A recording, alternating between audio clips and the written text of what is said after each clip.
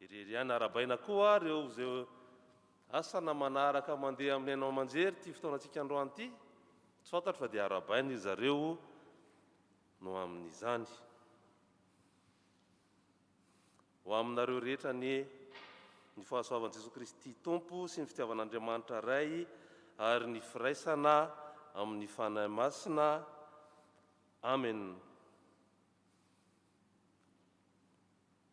Miambina sy mivavaka mba ho maro-pijoro eo anatrehan'ny zanak'olona. Miambina sy mivavaka mba ho maro-pijoro eo anatrehan'ny zanak'olona. Izany ny lohahevitra banjintsika androany ry havana, araky ny hita ao amin'ny Luka toko faha 1:19 manao hoe amin'ny anaran'i Jesosy koa miambena sady mivavaha lalandava mba hafamiala amin'izany loza rehetra efa ho avy izany sy ho maro-pijoro eo anatrehan'ny zanak'olona. Ho fiderana sy famefazana n'Andriamanitra dia hovakitsika ny salamo izay voalahatra ary aorinan'izay dia arotsika ny hira FFPM fa 120 andiam voalohany sy faharoa sy fahatelo dia arahana vavaka izany dia izay vao mipetraka ny fiangonana. Aminaran'i Jesosy.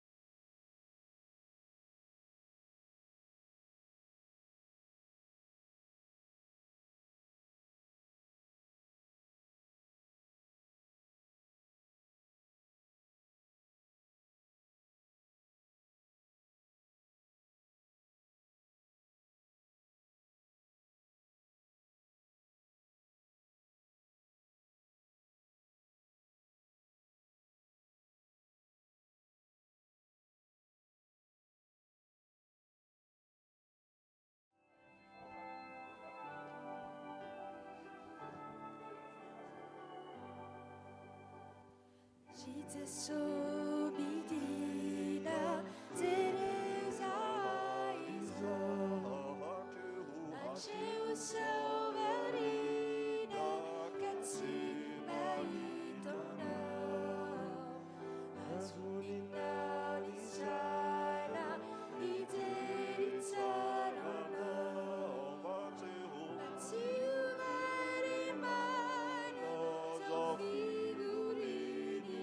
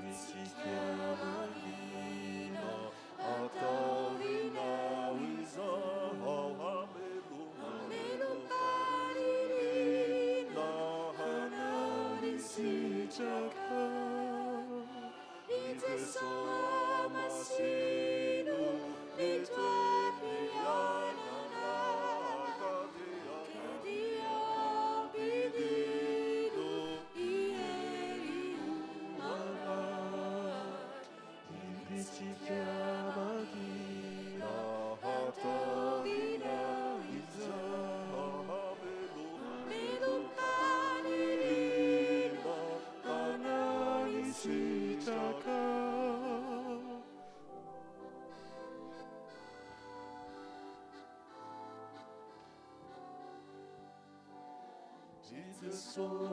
Somunena vidila iyana Ifunan mana tena Jayana wiza Tizemi sara sara Hapa eres Luna hadia tabi Tamiara Ifiti agana Jesus somunena vidila iyana Ifunan mana tena Jayana wiza Tizemi sara sara Hapa eres Luna hadia tabi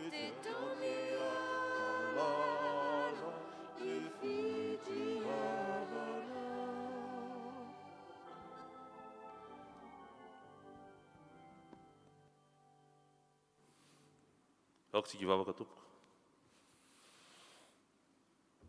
dia raha sy mankalazanao zahay Andriamanitra Andriamanitra ray zanaka ary fanahy masina midera satria noho ny fahasoavanao noho ny fitiavanao dia mbola nahazo tombonandro zahay androany tsy hitany hoe nahazo tombonandro fa nomenao fiangonana izay mba hideranay anao misaotra koa tompo satria mpanota tsy mendrika izahay ary tsy hitany hoe notiavinao zahay fa mbola menao ny zanakao lahy tokana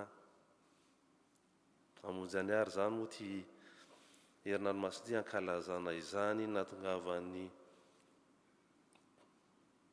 mpamonjy anay izay nisolo vona teo amin'ny toerana misy anay ka tsy hainay ny hisaotra tompo ary ny fotoana androany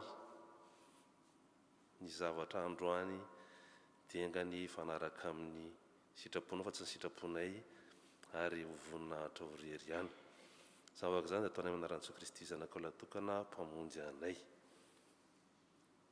petraka amin'ny fiangonana tompoko zao alohan'ny vakiteny dia ataontsika ny hira 500 ary ny andian'ny voalohany sy faharoa ary ao anatin'izany dia fangatahana hiakatra etya ny mpandray anjara amin'izany vakiteny izany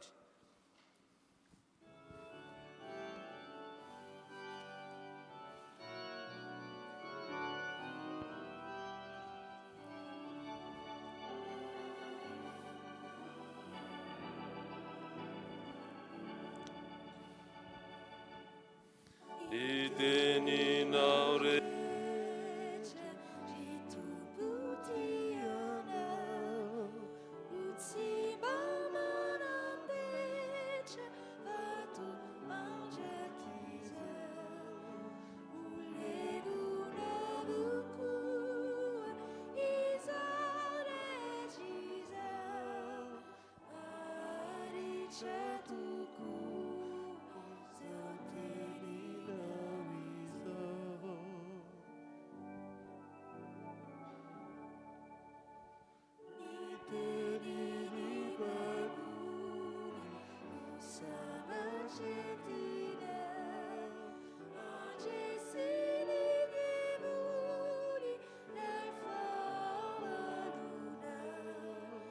Jamisi mambau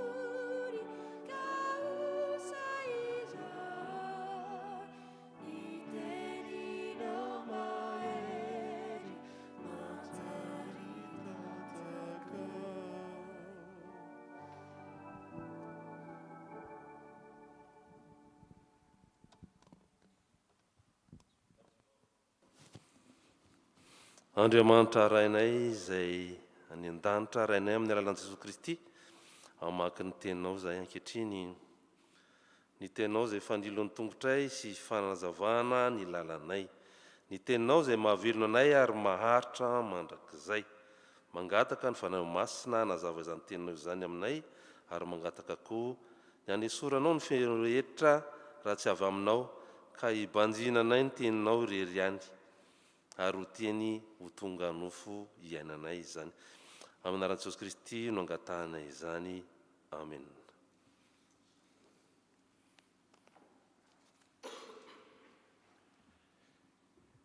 Dia hiara-maky ny teny soratra masina isika, izany dia hita ao amin'ny filazantsara ny Lioka toko faha-20, ka atomboka amin'ny andininy fa 5:50 ary hatramin'ny farany ary ditoizana amin'ny toko faha-1:20 andininy voalohany ka hatramin'ny fahaenina. Donc Luc chapitre 20 du verset 45 à 47, après Luc 21 de 1 à 6 amin'ny anaran'i Jesosy. Raha mbola mihaino azy eo ny vahoaka rehetra dia hoy Jesoa tamin'ny mpianany: mitandrema amin'ireo mpahay lalàna, ny tiany dia ny mandehandeha eny amin'ny lala mitafin'ny tempoly, ny ankamaminany dia ny arabaina eny an-kianja sy ny mipetraka eny aloha ao amin'ny sinagoga, ary ny maka ny toeram-boninahitra any amin'ny fasana, amin'ny fanasana zafady. Ataony tapitra ny fananan'ny mpitondran-tena, ary vavaka lava reny no mody ataony isehosehoana. Ireny olona ireny dia hoelohina mafimafy kokoa. Ary nanopy ny masony i Jesoa ka nahita ireo mpanan-karena nandrotsa-bola teo amin'ny vata fitoeran-drakitra. Ary hitany koa ity vehivavy mpitondran-tena mahantra nandrotsaka ariary anankiroa. Ka hoy Jesoa hoe: lazaiko marina aminareo fa io mpitondran-tena io no nandrotsaka be indrindra tamin'izy rehetra, satria ireo rehetra ireo dia nandrotsaka ny ambom-bavany ho fanatitra, fa raha vehivavy io kosa dia fadiranovana toy ny inona aza, dia ny fivelomany manontolo no narotsany. Nisy mpianatra niresaka momba ny tempoly amin'izy voaravaka vato sarobidy sy fanatitra fanalam-boady, ka hoy Jesoa: ho avy ny andro andrafanareo zavatra mpanjininareo ireo, ary tsy havela izy vato mifanongoa eo ka tsy harodana.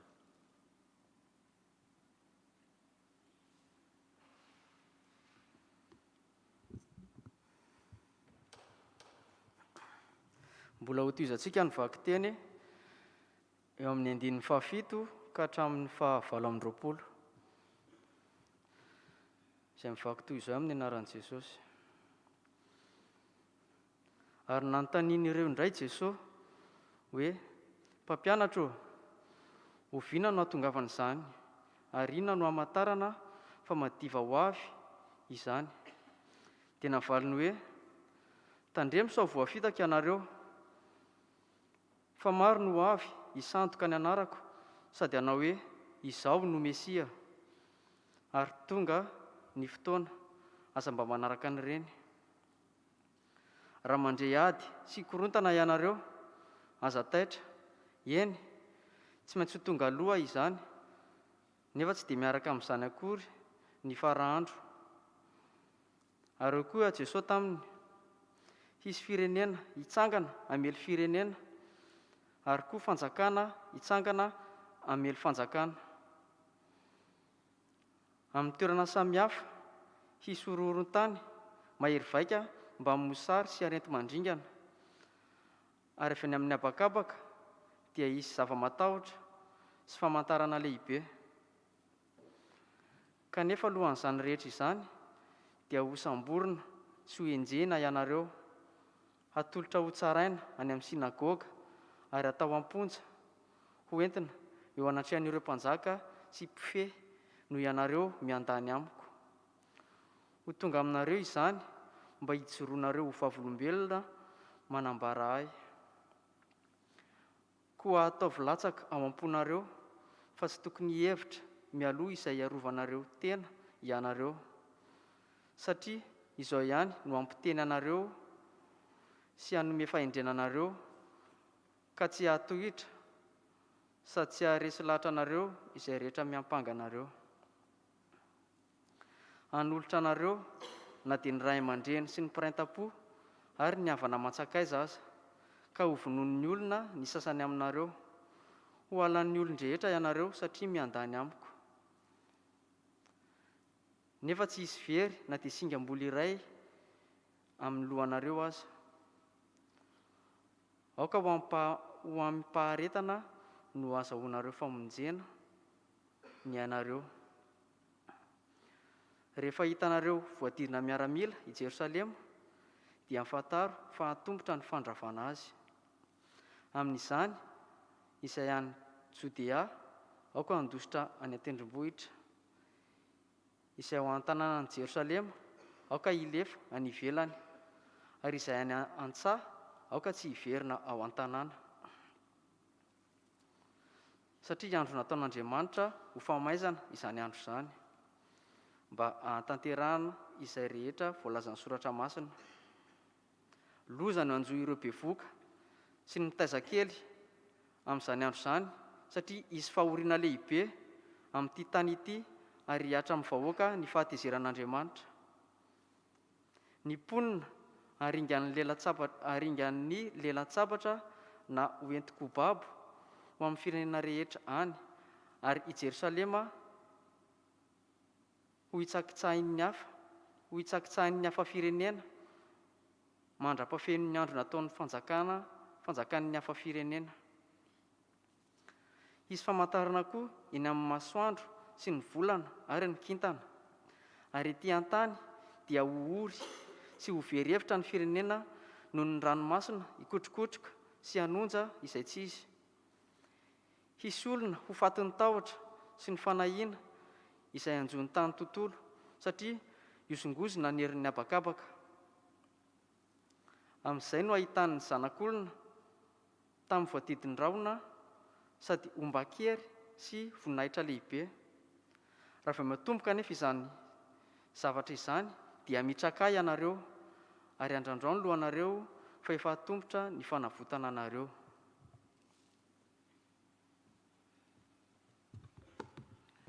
Ho faranantsika amin'ny famakiana ny teny izany dia ho tohizantsika ao amin'ny andininy 720 ka hatramin'ny farany. Dia nilaza fanoharana tamin'ny mpiaino azy i Jesosy ka nanao hoe: jereo ny aviavy sy ny azo rehetra, raha voataozanareo manarika izy ireny dia fantatrareo fa efa akaiky ny fahavaratra. Toy izany koa raha vao hitanareo miatomboka izany zavatra izany dia efa tara fa efa akaiky ny fanjakan'Andriamanitra. Lazaiko marina aminareo fa mbola tsy ho tapitra akory ity taranaka ity dia ho tanteraka izany rehetra izany.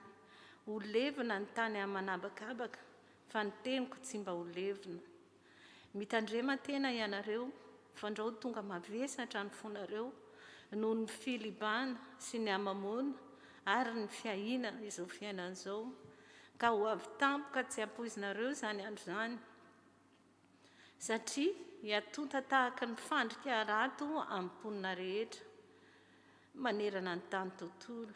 Koa miambena sady mivavaha lalandava mba ho afa-miala amin'izany loza rehetra efa ho avy izany sy ho mari-bojoro eo anatrehan'ny zanak'olona. Ny atoandro i Jesosy dia nampianatra tao kianjan'ny tempoly. Ny hariva kosa izy nakany ivelan'ny tanàna ka nandany ny alina manontolo teny amin'ny tendrombohitra atao hoe Analan'Oliva. Ary vao maraina be dia nanatona azy ao kianjan'ny tempoly ny vahoaka rehetra mba hiaino azy. Amen.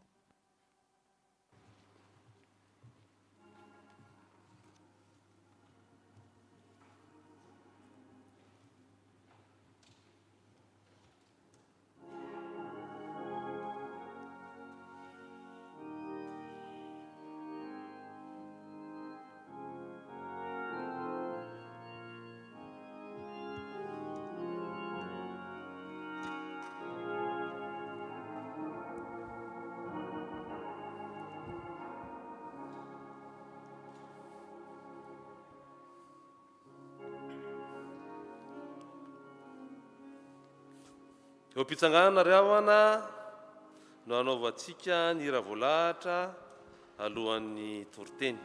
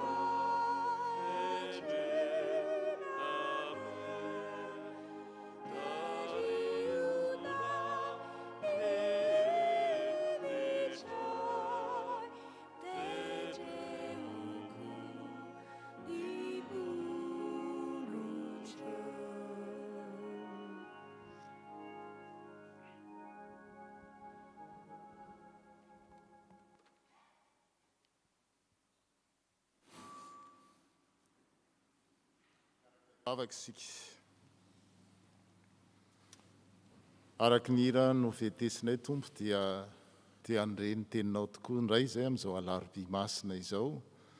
Tendreo tokoa ny molotry ny mpanomponao ilaza ny afatra tianao aminay tsirairay avy.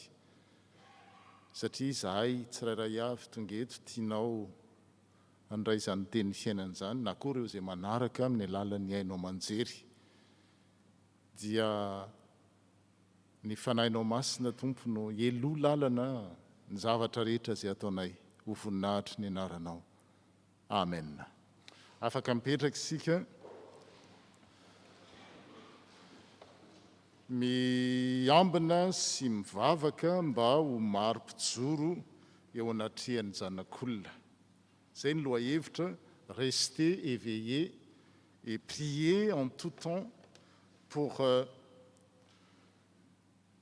vous tenir debout devant le Fils de l'homme. Zay no angalantsika afatra tsotra zany ny amin'ny torohevitra na fampitandremana zay nomeny Jesosy ny amin'ny iavin'ny fanjakan'Andriamanitra. Mahagaga le izy fa anankiroa tsy misaraka izy ireo. Ny fahatongavan'ny fanjakan'Andriamanitra ao amintsika sy ny mety koa hoe hiafarany ny tantaran'izao tontolo izao zay tsy fantatra na oviana na oviana. Dia rehefa manaraka ny vakitenitsika dia hitantsika fa tsy dia tena miresaka hoe fahataperan'izao tontolo izao loatra le vakiteny, fa milaza kosa ny amin'ny hoe akaiky le fanjakan'Andriamanitra, ary rehefa akaiky amin'ny olona le fanjakan'Andriamanitra dia misy zavatra marika zany na sinina ahalalanan'izany, ary tsy mampitahotra mihitsy le izy fa mampahery azy rahana tsara le vakiteny. Nefa na izany aza dia misy fampitandremana zany, dikany hoe miambina, rester éveillé dia zao fampitandremana izany, zay un avertissement. Hitanareo ny azo anoarana azy amin'izao fotoana tato ato moa noho ny fifidianana dia tsy dia eny firy le ady any Ukraine. Mais on peut comparer comme la guerre en Ukraine, vous voyez, les défenses territoriales, ils guettent l'ennemi ou les ennemis. sao dia ho avy satria le danger peut venir à tout moment. Tena hoe mijery akavia sy akavanana fa mety ho avy ny fahavalo ny mpanafika. Dia ohatran'izany ary raha vizana le miaramila zany dia tsy maintsy soloina. Il faut se relayer à tout moment parce que l'adversaire ou les adversaires, ils peuvent surgir à tout moment. Dia ohatran'izany koa no azontsika mandray izao afatra zao ho an'ny kristianina ho atsika hoe miambina, mitandrema. Ka ny fampitandremana voalohany dia hitantsika ao amin'ny Luka 2:20 fahenina-mbefapolo ka hatramin'ny fafito-mbefapolo izay nivakiana teo. Miambena, restez éveillés. Dia izao ny tenin'i Jesosy. Mitandrema ianareo ny amin'ny mpanoradalàna izay mazoto mandehandeha miakanjo lava ary teo arabain'ny olona eny an-tsena sady tia ny toerana eny aloha ao amin'ny sinagoga sy ny toerana aloha eny amin'ny fanasana. Gardez-vous des spécialistes de la loi qui aiment à parader en costume de cérémonie, qui affectionnent qu'on les salue sur les places publiques, qui veulent les sièges d'honneur dans les synagogues et les meilleures places dans les banquets.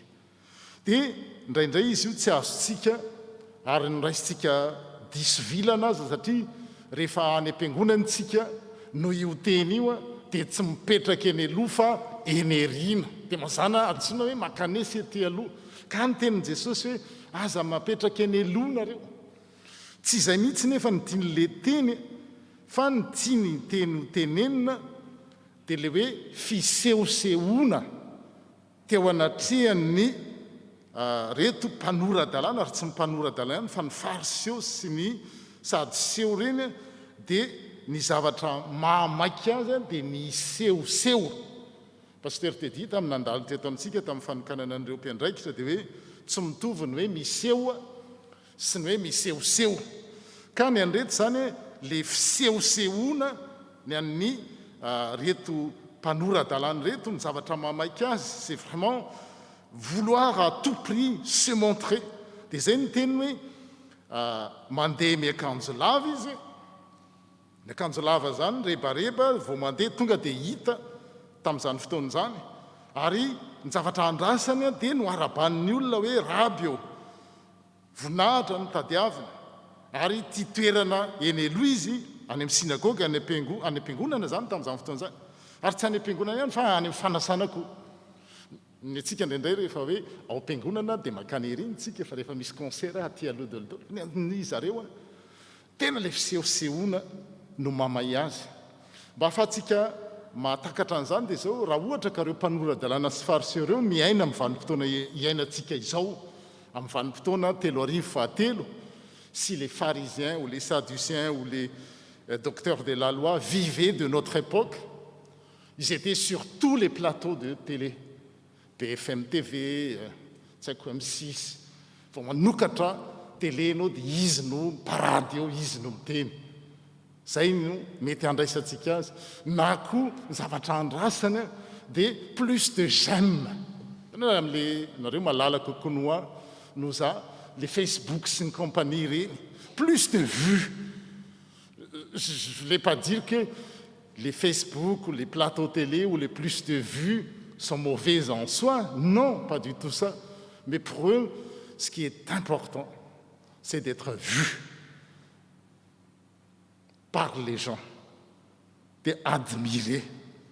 Dia mampitandrina an'izany toetra izany Jesosy ho an'ny olona zay miandry ny fahatongavan'ny fanjakan'Andriamanitra sy miandry ny fiverenan'i Jesosy eny amin'irao ny lanitra hoe mitandrema ianareo, mitandrema ianareo mba tsy hanao zavatra noho ny fisehosehoana fa manao zavatra amin'ny zavatra tokony atao.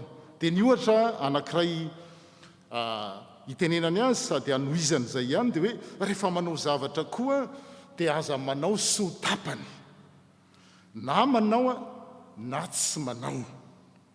ny fampitandremana faharoa zany zay teo zany de hoe rehefa manao zavatra aza maika ny iseho misehoseho ny tena marina kokoa de ny faharoa indray de hoe aza manao sotapany il faut pas faire les choses à moitié de zao no nitenenan Jesosy an'izany raha tao amin'ny tempoly izy a de nanompony masiny ka nahita mpanan-karena marobe nandrotsaka rakitra tao amin'ny fandatsahan-drakitra ary nahita ny mpitondra tena mahantra ray Jesosy zay nandrotsaka lepita roa tao vola kely zany mitovy amin'ny centime amintsika izao de Jesosy tsy miteny kio hoe rehefa mandrotsaka rakitra de centime atao pièce jaune tsy zay mihitsy le teny eto satria zay indray a no fianaran'ny kristianina hoe le kely indrindra atao ohatrany teo zany de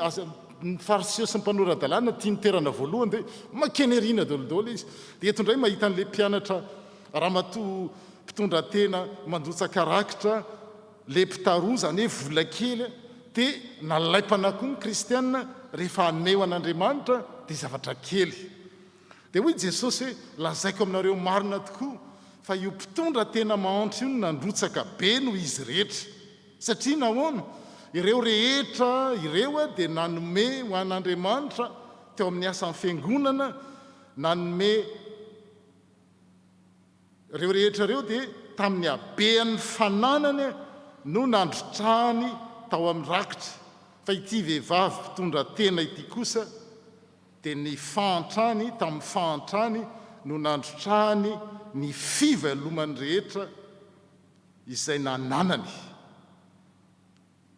En effet, tous les autres ont mis de l'argent, dit Jésus, l'argent qu'ils avaient en trop, ou on dit actuellement, en langage des jeunes, ils ont mis de l'argent qu'ils avaient en rab, c'est-à-dire les ambkamben, ambumbava aussi, c'est les fitenenana teo. Mais cette dame, cette veuve, qui manque de tout, elle a donné tout ce qu'elle avait pour vivre. Zany hoe na kely aza ny teo an-tanany de tsy nanao ambokambony ny asan'Andriamanitra izy na ny zavatra ho ataony ho an'ny fiangonan'Andriamanitra de ny tenimpolo tamin'izany fotoan'izany fa ny zavatra rehetra zay nananany no natotony tao ka ny fampitandremana sy famporosiana faharoa koa zany de zao hoe mba tsy hanao sotapany, il faut pas faire les choses à moitié, surtout dans notre service par rapport à Dieu. Zay zany ny faharoa. De ny fahatelo indray le hoe fampitandremana hoe miambena satria zay le lohahevitra hoe miambina sy mivavaka mba ho maro-pijoro eo anatrehan'ny tompo. Hoe maro-pijoro, misy mijoro ihany fa mety tongilangilana.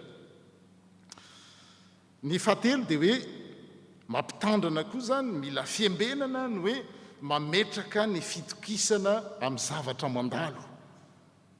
Le troisième avertissement, c'est de ne pas se laisser ou de ne pas se reposer, de reposer sa confiance sur des choses qui passent, des choses qui ne durent pas. De ny ilazany Jesosy an'izay amin'ny andininy fahadimy sy fahaenina amin'ny toko faha 20. Nisy olona tonga laza tamin'i Jesosy fa voaravaka vato tsara sy fanatitra ny tempoly. Teo tareo fa pitoela izy. Le vehivavy tena nanome ny fananany rehetrarehetra ho an'ny tempolin'Andriamanitra. De eto indray nisy olona miteny hoe Jesosy eo tena vita tsara ny tempoly sy ny fanatitra ao amin'ny tempoly. Bravo, on a vraiment travaillé, on a tout misé sur le temple et les offrandes sur les temples. Ça, des gens sont venus dire à Jésus, il est magnifique le temple, avec ces belles pierres, comme ça, et les objets offerts à Dieu. Et Jésus leur répond, vous voyez tout cela? Eh bien, un jour viendra où tout sera détruit.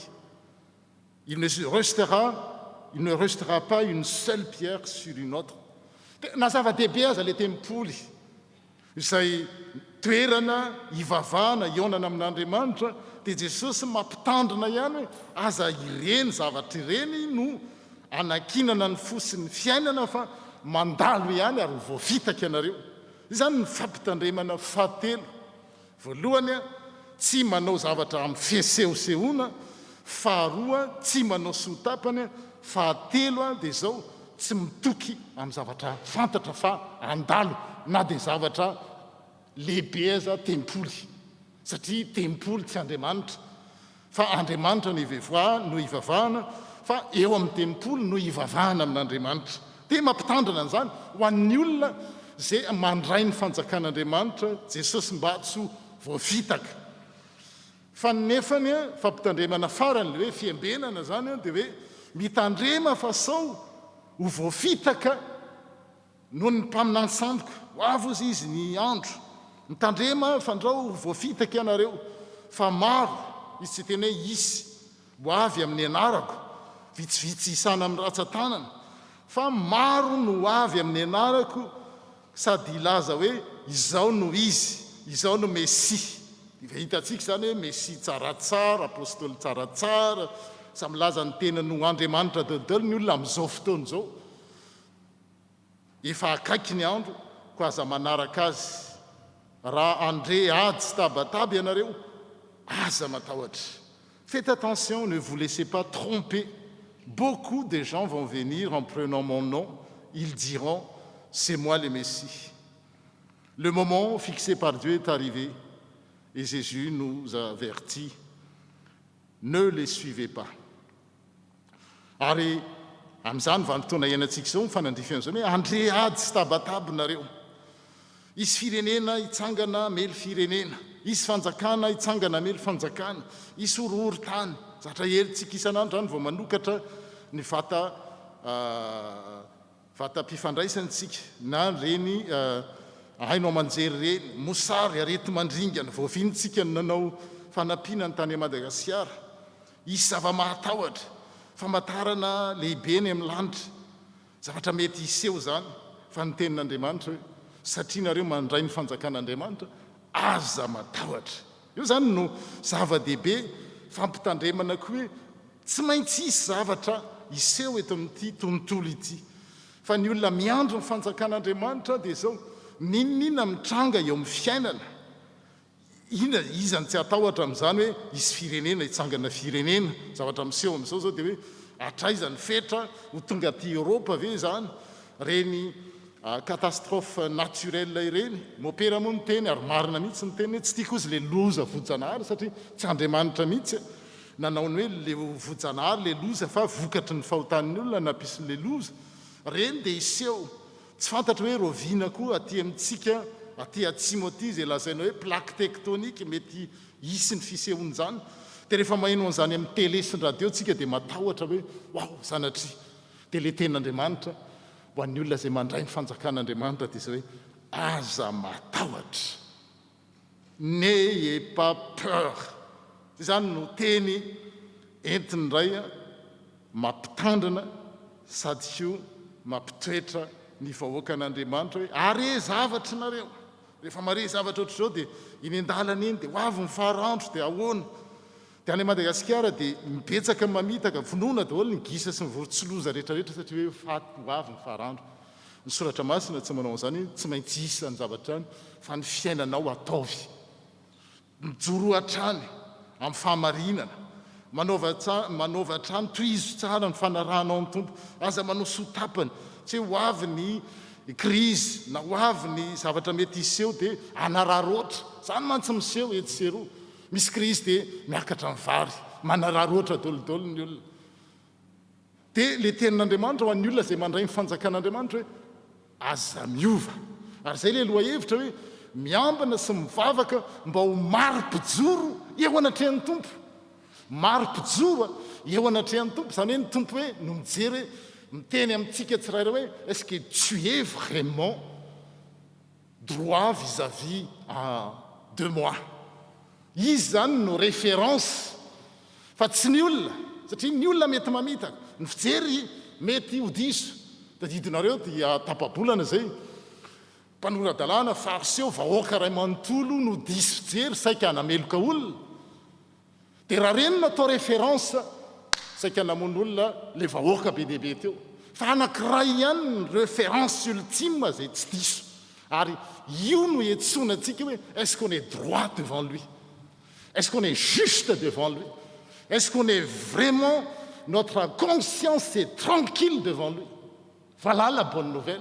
Ary zay no hitamana amin'izay herinandro masina zao andiny tena hoe na dia miotakotaka ara ny zavatra rehetrarehetra atsona iambina atsona hivavaka mba ho maro-pijoro eo anatrehan'Andriamanitra mba hatonga tena hoe rehefa matory tsy mitsamboamboatra izy amintsika nefa no matsiaro hoe tena ho tanteraka za atao tsandatso fa manoloana an'Andriamanitra dia Jesosy io hiditra eo ampandriana hoe tsy mendrika mpanota ny zavatra tsy nety nataoko teo amin'ny fiainako mamindrafo amiko ary tsy hanao an'izany ntsony zany ny olona maro-pijoro eo anatrehan'Andriamanitra ary zay no andray le fanjakan'Andriamanitra zay ny olona tsy atahotra rehefa ho avy Jesosy fa raha tsy zany miorooro hoe raha sanatria maty voaka ny trano ianao rehefa tsy manana an'izay antoka zay quand on n'a pas cette assurance du salut quand on sort de la maison on a peur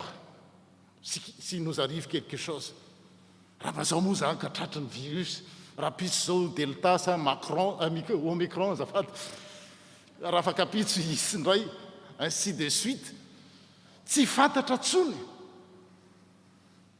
fa zao ny zavatra tombona antsika kristianina ary zay ny tena hoe angatahana amintsika mihitsy hoe il faut pas rater l'essentiel hoe hananantsika an'izay fahatonina zay eo anatrehan'Andriamanitra hoe tompo vis-à-vis de toi je me tiens debout noho ny Jesosy fa raha itsika rery tsy misa hiatrika anatona ny tompo isika fa noho ny Jesosy le ankalazantsika amin'izao herinandro masina zao nahatonga antsika hoe afaka mijoro eo anatrehan'Andriamanitra fa raha itsika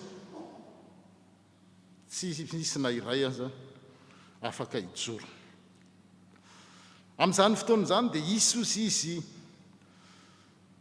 firenena hitsangana amely firenena isy fanjakana hitsangana amely fanjakana isy horohorontany lehibe somisary ary arety mandringana atolotra ny ray sy ny reny ny rahalahy sy ny havana mantsakaiza ianareo ny sasany aminareo hovonoiny zany hoe zavatra mety isy zany mety ray aman-dreny zokozandra rahalahy namana mety ho sanatria lasa hiady hifampitsanga fahavalo zavatra mety hitrango zany zavatra zany saingy zao manoloana an'ireny zavatra fampitandremana maro ireny dia zao no antoka ahatonga antsika ho maro-pijoro anatrehan'Andriamanitra andiny fahavalo ambin'ny folo sy ny fahasivy ambin'ny folo dia hoe nefa tsy hisy ho very na dia singa ambolo ray eo amin'ny lohanareo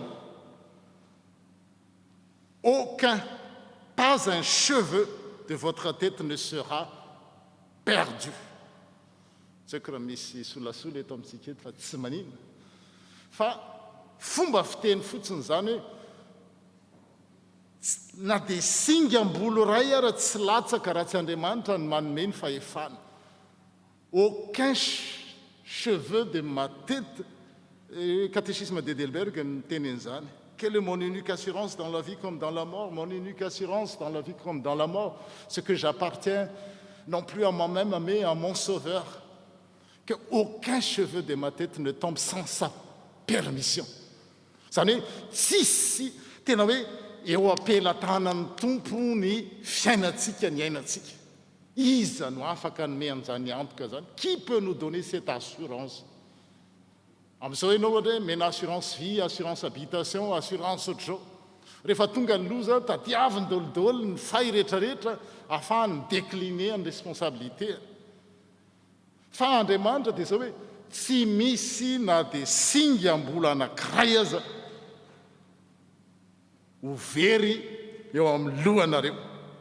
Ka izay no hitomany hoe amin'ny faharetanareo no ahatananareo ny ainareo zany hoe mifikira amin'Andriamanitra tsy mifanipaka mantsy zany tsy hoe zany miaro tena fa Andriamanitra no miaro dia antsontsika hifikitra aminy aharitra aminy fa ny faharetatsika sy ny fifikirantsika aminy no ahatonga ny aitsika ny saitsika sy ny fanahintsika aharitra hatramin'ny farany.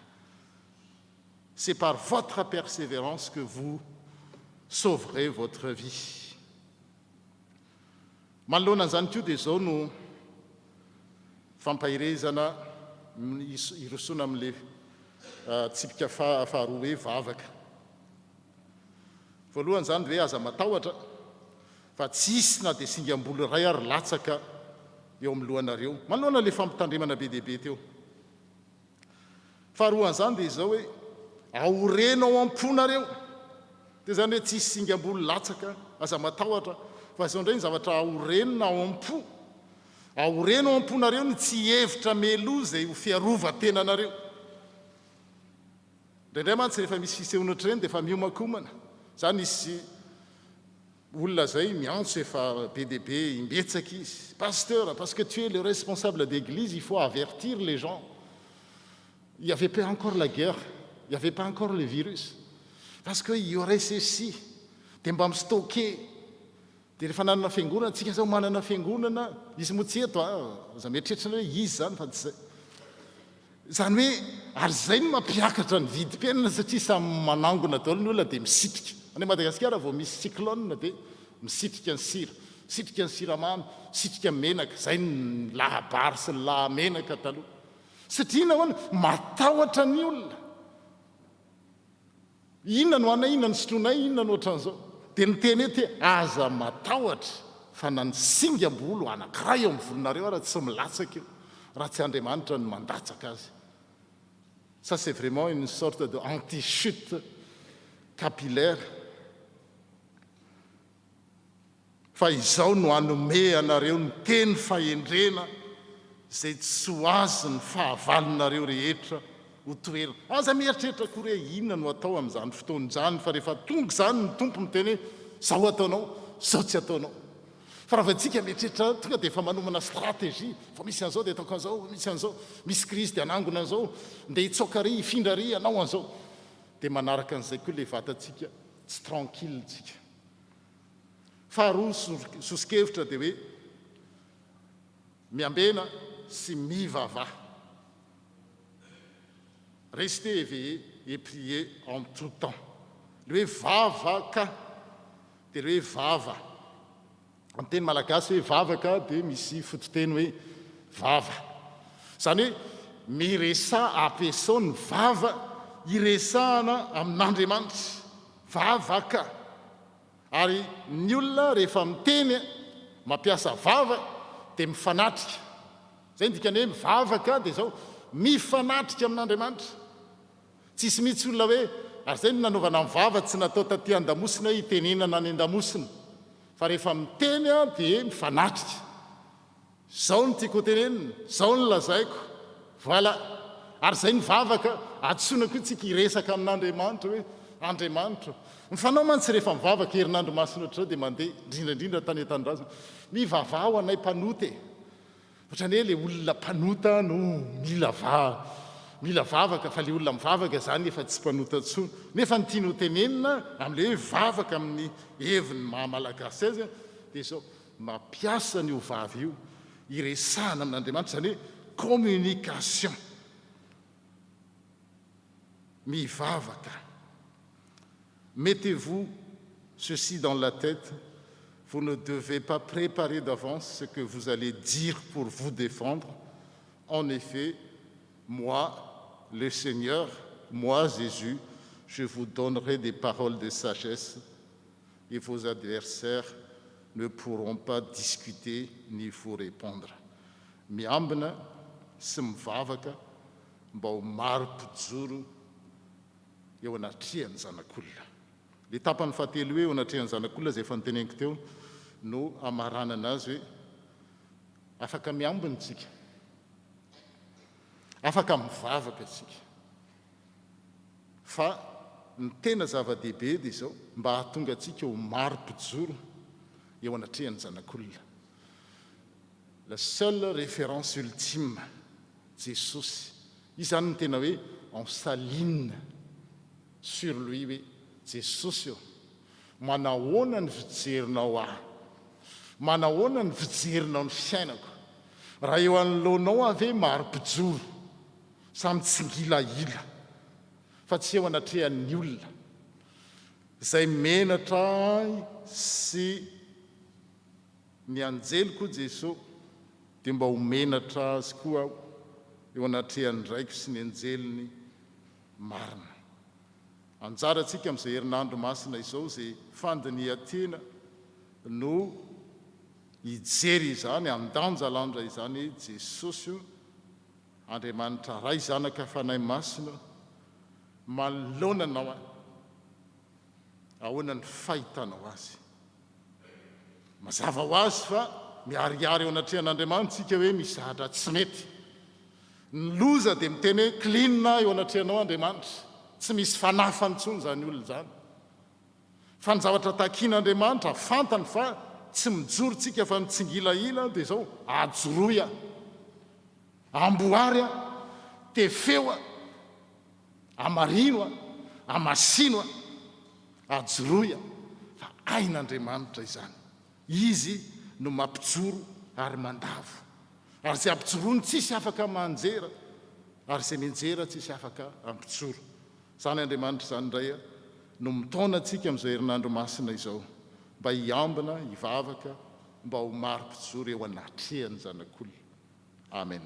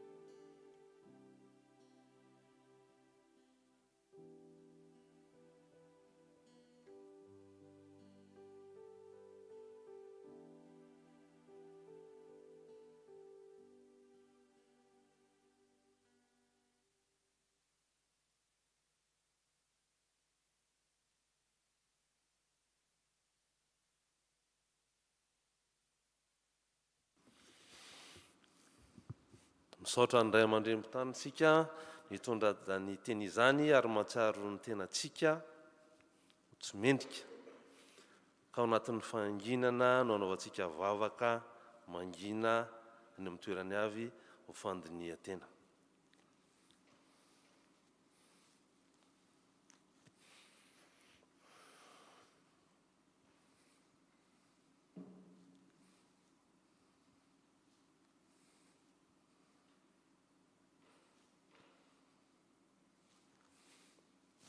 Aokotsika hivavaka.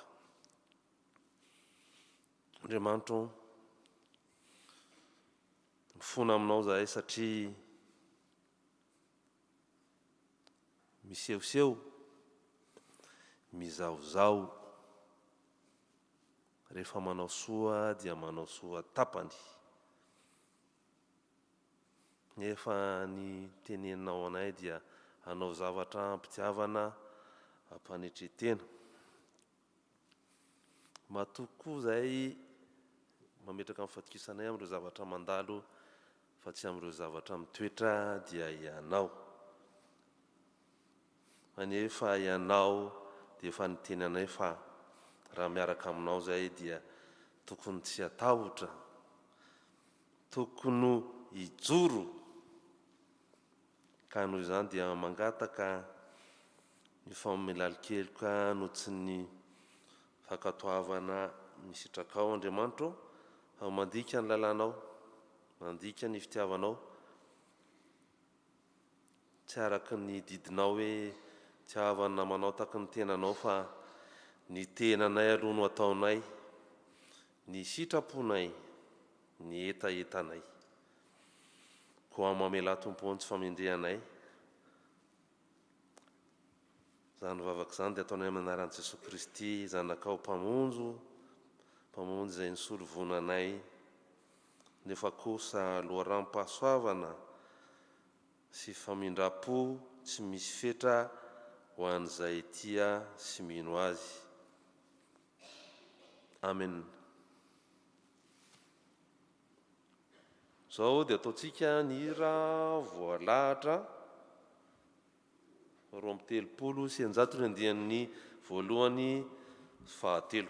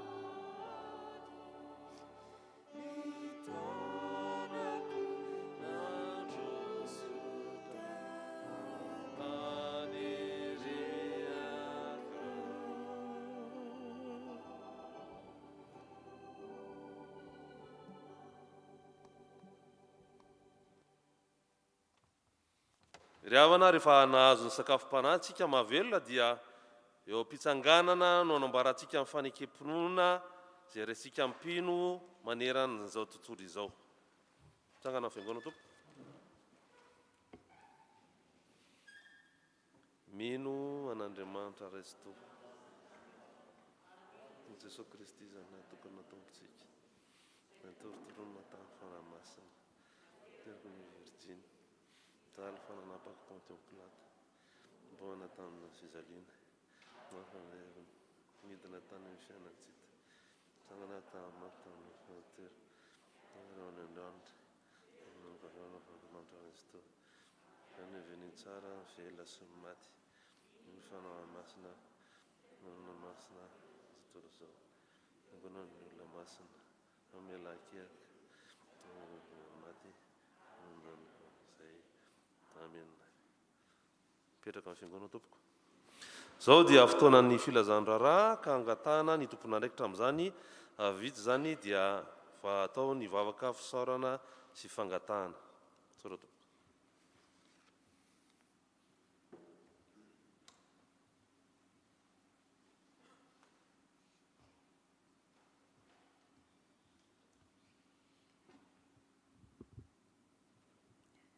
dia mbola faly miarabantsika indray ry havana amin'izao alarobia masina izao, andro fahatelo amin'ny herinandro masina izay atokantsika indrindra amin'ny fandinihan-tena mialohan'ny ankalazantsika ny Paska. Dia toy izao indray ny fandaharam-potoanantsika manaraka. Raha pitso alakamisy dia miditra amin'ny 7 sy sasany ny fotoana ary isy ny fandraisana ny fanasan'ny tompo amin'izany. Ny zoma kosa dia isy ny anjam-panahy izay arahantsika amin'ny amafy ary amin'ny 8 no manomboka ny fotoana.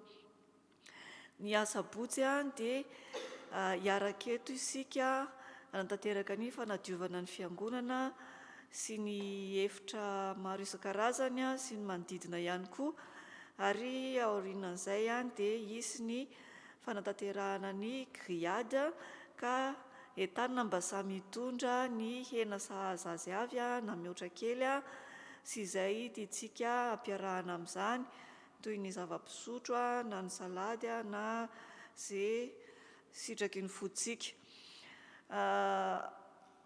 Ny io andro sabotsy io manomboka amin'ny 10 izay, manomboka amin'ny 10 ny fahatongavantsika eto. Dia ny alahady fankalazana ny Paska miditra amin'ny 10 ny fiangonana, fidirana indray mandeha ihany fa tsisy fidirana indroa toy ny teo aloha, ary misy ihany koa ny fandraisana ny fanasan'ny tompo. Dia ny alatsinainy isy ny fiarahana mitsangatsangana izay ho tanterahana any Aix-en-Provence ao amin'ny Val de l'Arc, toerana efa mahazatra antsika ihany. Dia samy mitondra ny sakafo sahaza azy avy fa ny voankazo kosa no iantohan'ny fiangonana. Dia tsy adinontsika ihany koa misy ny formation des cadres amin'ny 23 avril izay anentanana ny rehetra. Izy io tsy hoe ny mpiandraikitra ihany fa na isika mpiangona koa ary dia entanana mba hanatrika izany fa ilayntsika izany fiofanana izany. Misy ny fandraisana anjara amin'ny sakafo 10 € ny fandraisana anjara amin'izany. Dia misy ny fisoratana anarana ihany koa ka ny 18 avril izany hoe ny latsinainy izany no feim-potoana farany amin'ny fisoratana anarana.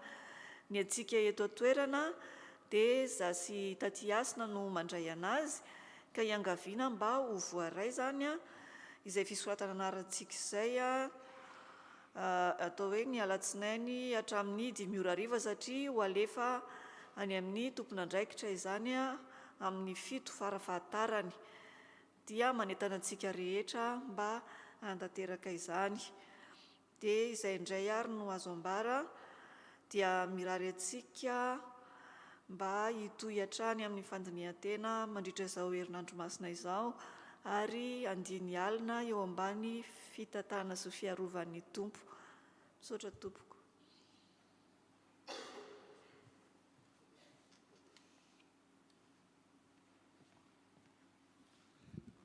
Ivavaka isika tompoko.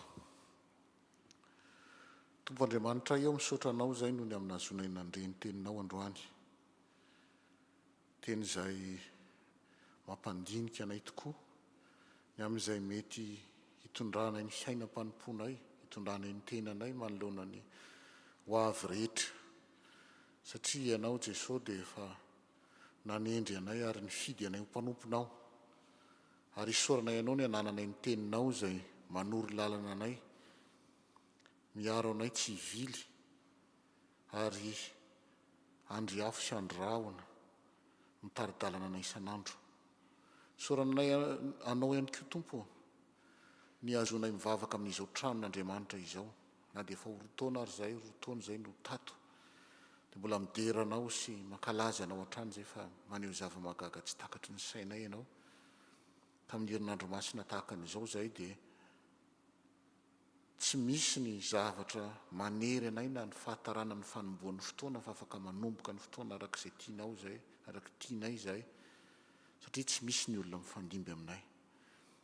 Isaoranay anao ihany koa ny amin'ny tombonandro sy ny fahasalamana natolotra ho anay tsirairay avy izao, matoa zay toy izao dia no ianao tompo ninona zavatra mitranga amin'ny fiainanay.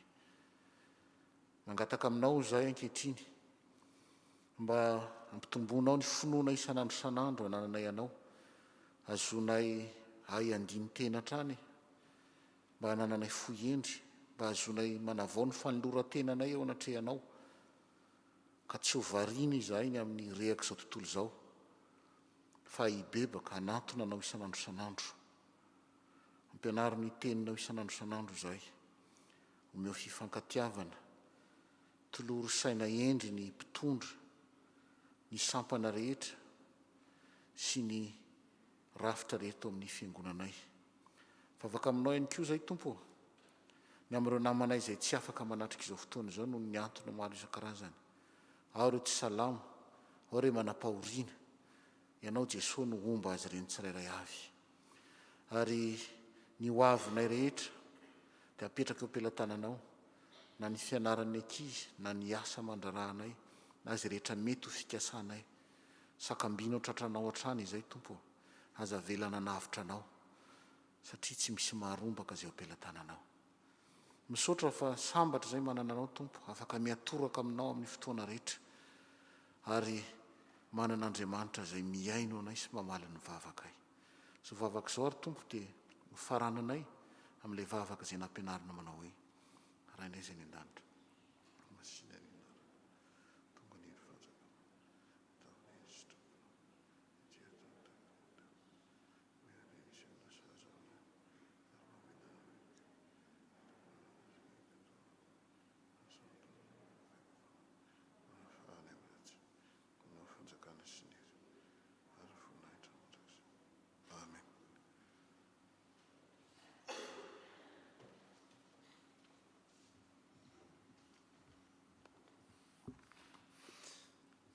Dia tsy haiko ny saotra nyzeo nandray anjara rehetra natomomba na atsakasandavany izao fotoana izao. Zao dia ataontsika alohan'ny tsodrano ny hira 2:30 ny andininy voalohany, dia avy eo vita ny tsodrano dia ataon'ny mpitandrina dia ny andininy faharoa. Eo mpitsangana tompoko nanaovantsika an'izany.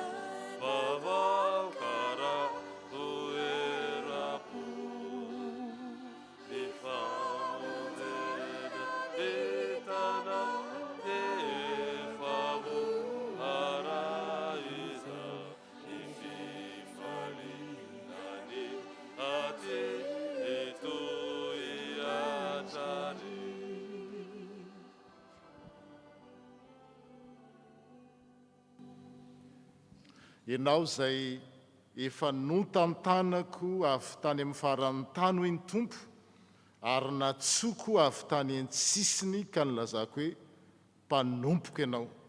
Efa nifidiko ka tsy mba hariko mandrakizay. Aza matahotra fa momba anao, ary aza mierikerika foana fa izao no Andriamanitra ao.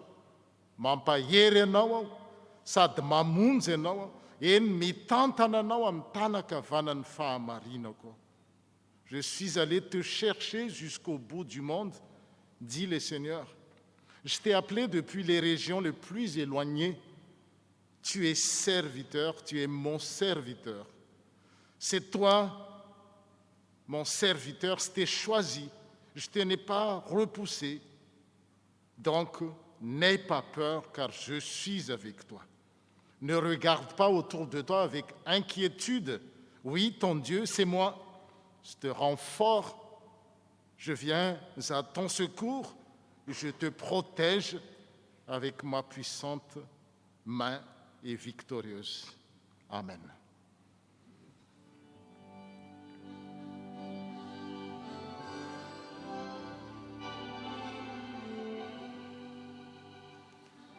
Sauva Jesus io maisamiana Isulika filaizaku misy laiza Everuri fanaikio kazamety afako Amarapahafantasa fa Jesu loana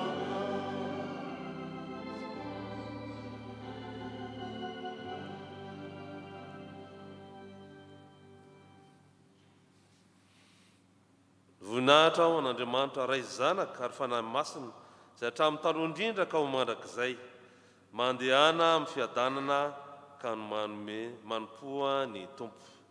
Isarana ny Andriamanitra. Amen. Raha mampiangonantsika dia mirary herinandro sambatra ho antsika ao anatin'ny fandinihan-tena tompoko.